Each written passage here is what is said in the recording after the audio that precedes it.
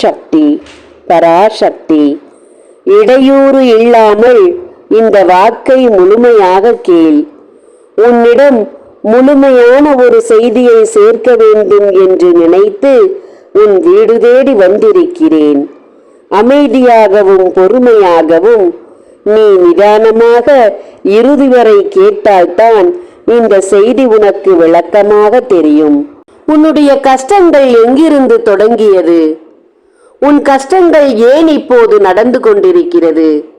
உன் பாடுகள் முடியும் நேரம் எப்போது என்ற பல கேள்விகள் உன் வாழ்க்கையில் நின்று கொண்டிருக்கிறது. உன் கண்களில் பார்ப்பவர்களை எல்லாம் ஒரு பயத்தோடுதான் பார்த்து கொண்டிருக்கிறாய். யார் யார் நமக்கு என்னென்ன செய்திருக்கிறார்களோ, பேசும் வார்த்தைகளில் இனிமை இருந்தாலும் அவர் கண்களில் ஒரு பயங்கரம் இருக்கிறது என்ற பயத்தோடு நின்று கொண்டிருக்கிறாய். இனிக்க இனிக்க பேசுபவர்கள்தானே கசப்பான வாழ்க்கையை உனக்கு கொடுத்து விட்டார்கள் என்ற எண்ணம் உன்னிடத்தில் இப்போது மறையாமல் நின்று கொண்டிருக்கிறது. காலங்கள் கற்றுக் கொடுத்த பாடம் அப்படிப்பட்டது.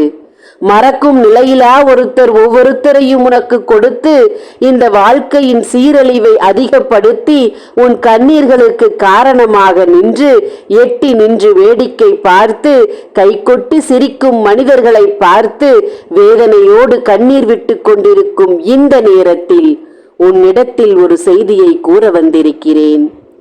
இன்னும் 48 மணி நேரத்தில் நடக்கப் போகும் ஒரு செய்தியை உன்னிடத்தில் கூறுவதற்காக வந்திருக்கிறேன். பல காரணங்களால் ஒன்று சேர்ந்த உன் கவலையும் கஷ்டமும் உன் தலைக்கு மேல் நின்று கொண்டிருக்கிறது. உன்னை விட பல உயரத்தில் நின்று கொண்டிருக்கிறது உன் வேதனைகளும் துக்கங்களும் கண்ணீரும் என்று. அத்தனையும் கரைய வேண்டாமா? உனக்கான நாள் இந்த 48 மணி நேரத்தில் வரும் என்று கூறத்தான் வந்திருக்கிறேன்.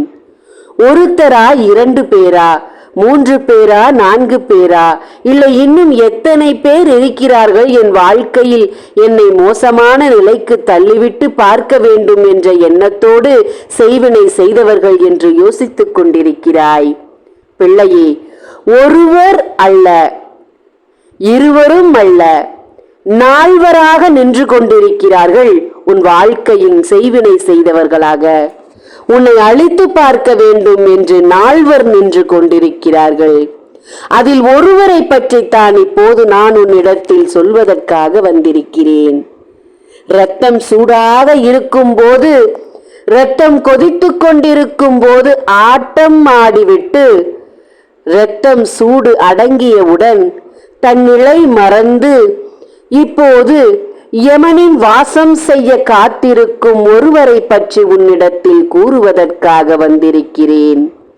யமனை தேடி செல்லும் நேரத்திலாவது ஒரு புண்ணிய காரியத்தை செய்துவிட்டு போகலாமே என்ற எண்ணம் சாவின் விளிம்பில் நிற்கும் போது வந்திருக்கிறது. அதை உன்னிடத்தில் தெரிவிக்கத்தான் வந்திருக்கிறேன் பிள்ளையே.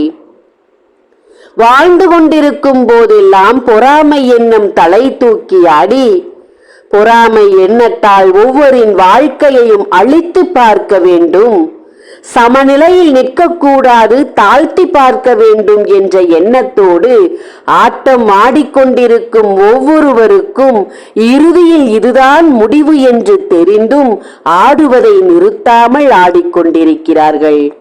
அன்பு பிள்ளையே, அப்படிப்பட்ட எண்ணங்கள் உனக்குள் தோன்றாமல் நீ பார்த்து கொள்வது அவசியமான ஒன்று. இதுவரை தோன்றவில்லை, இதற்கு மேலும் தோன்றாமல் கவனமாக இருந்துவிடு. இல்லை என்றால் தெய்வத்தின் உதவி கூட கிடைக்க சிரமப்பட்டு விடுவாய். உன் எண்ணத்தை சுத்தமாக வைத்து கொண்டதால் தான் தெய்வங்கள் வந்து ஏதாவது ஒரு ரூபத்தில் உன் வாழ்க்கையில் இருக்கும் கஷ்டங்களை தீர்க்க வேண்டும் என்று உன்னோடு சேர்ந்து போராடி கொண்டிருக்கிறது. அதையும் இழந்துவிட்டால் இந்த வாழ்க்கையை உனக்கு உதவுவதற்கு இங்கே யாருமில்லை என்பதை மட்டும் தெரிந்து கொள். அன்பு பிள்ளையே, இன்னும் 48 மணி நேரத்தில் உன் வாழ்க்கையில் ஒரு ஒளி உண்டாகப் போகிறது. உனக்கு செய்வினை செய்தவர்களின் ஒருவர் அந்த செய்வினையை தன் கையால் எடுக்க வேண்டும் என்ற எண்ணம் இந்த நிலையில் அவருக்கு தோன்றியிருக்கிறது. தன் உயிர் போகும் நிலையில் அதை சரி செய்துவிட்டு சாக வேண்டும் என்ற எண்ணத்தோடு அதை தன் கையிலேயே எடுக்கப் போகிறார்.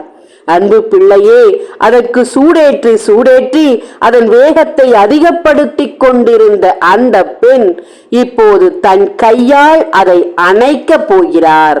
வாழ்வு இரண்டல்ல, ஒன்றுதான் என்பது இப்போதுதான் புரிந்திருக்கிறது. தன் வாழ்க்கையும் முடியும் நேரத்தில் வாழ்ந்து கொண்டிருக்கும் உன் வாழ்க்கையை காப்பாற்ற வேண்டும் என்ற எண்ணத்தோடு இறுதி மூச்சில் இதில் இறங்கி இருக்கிறார். இன்னும் 48 மணி நேரத்தில் உன் செவிகளில் கேட்பாய். அப்போது நான் சொல்வதெல்லாம் உண்மை என்று நீ தெரிந்து கொள்வாய். உன் தாய் உனக்காக போராடி கொண்டிருக்கிறேன்.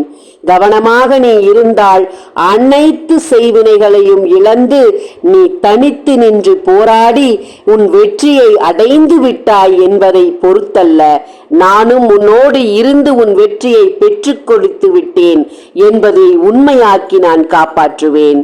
உன் தாயின் கையில் இருக்கும் 48 நாள் பூஜையில் வைத்த எந்திரத்தையும் சாம்பராணியும் ஆண் பெண் உருவத்தையும் சத்தியநாராயணா படத்தையும் வாங்கி பூஜைகள் செய்து பரிகாரங்களை செய்து செய்வினையை அகற்றி தீய மனிதர்களை உன்னிடத்தில் இருந்து விலக்கிவை.